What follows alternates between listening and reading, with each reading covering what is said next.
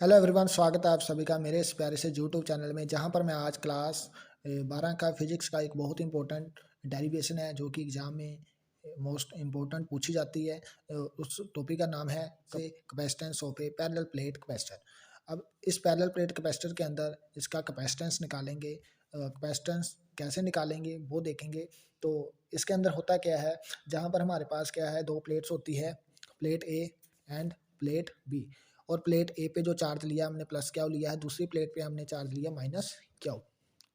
अब आपको पता है इस प्लेट के लिए जो हम लेंगे सरफेस चार्ज डेंसिटी, और दूसरी प्लेट के लिए हम लेंगे surface charge density. Surface charge density क्योंकि इसका अपना एक एरिया होता है। सरफेस चार्ज डेंसिटी को हम सिग्मा से डिनोट करते हैं। इसके लिए फॉर्मूला होता है charge per unit area, that is surface charge density.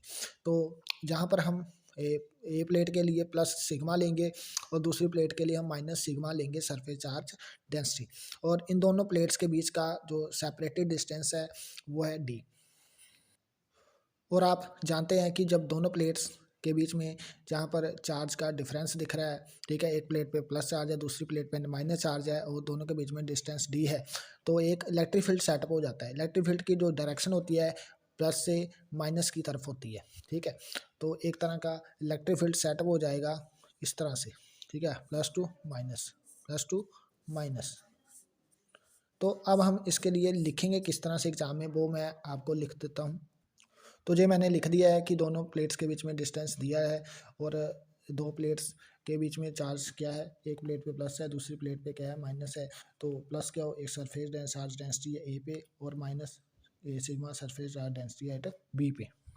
तो वैल्यू ऑफ इलेक्ट्रिक फील्ड जो हमारे पास आएगी दो प्लेट्स के लिए, वो आपको पता है E equal to sigma by epsilon naught होती है। तो इसको इक्वेशन नंबर 1 नाम देते हैं।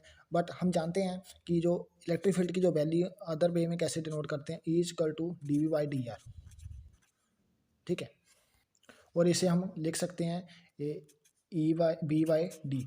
बी क्या है, एक्चुअल में पोटेंशियल है, ठीक है, और आर क्या है, डिस्टेंस है। पोटेंशियल वेरी कर रहा है डिस्टेंस के साथ, जो हमें क्या देता है, इलेक्ट्रिक फील्ड की वैल्यू देता है। तो जहाँ पर बी को हम बी लिखेंगे और डी आर को हम जहाँ पर लिख सकते हैं डी लिख सकते हैं, ठीक है।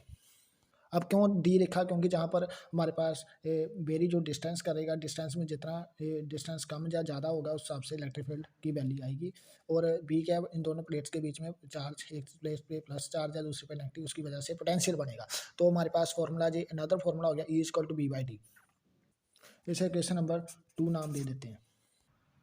तो हम लिख सकते हैं कि बी क्या है, पोटेंशियल डिफरेंस है। तो मैं लिखूंगा from question number 2, question number 2 से क्या लिख सकता हूँ, B is equal to E D लिख सकता हूँ। तो वैल्यू पुट करेंगे ई की sigma D Y epsilon naught from equation number 2, ठीक है। तो इक्वेशन नंबर 2 एंड 1 एंड 2, ठीक है। तो अब क्या लिख सकता हूँ, सिंस अब जहाँ पर हम सिग्मा की वैल्यू पुट करेंगे, हम सिग्मा की वैल्यू हम जानते हैं, sigma is equal to Q by epsilon naught होता है, मैं शुरू में बताया था आपको, ठीक है। और इसके हम वैल्यू पुट करेंगे तो क्यू डी डिवाइडेड बाई ए होता है। जहाँ पर ए आएगा तो जहाँ पर क्या हुआ है, साइलेंट नोट, ये हमारे पास पहले आ चुकी है। और हम ये भी जानते हैं B no C is equal to क्या पॉइंट बी, ये तो पता ही है। तो जहाँ पर हम ऊपर वाली वैल्यू पुट कर देंगे, जिसको हम इक्वेशन नंबर 3 नाम देते हैं, तो C is equal to Q times Q D divided by A of silent note.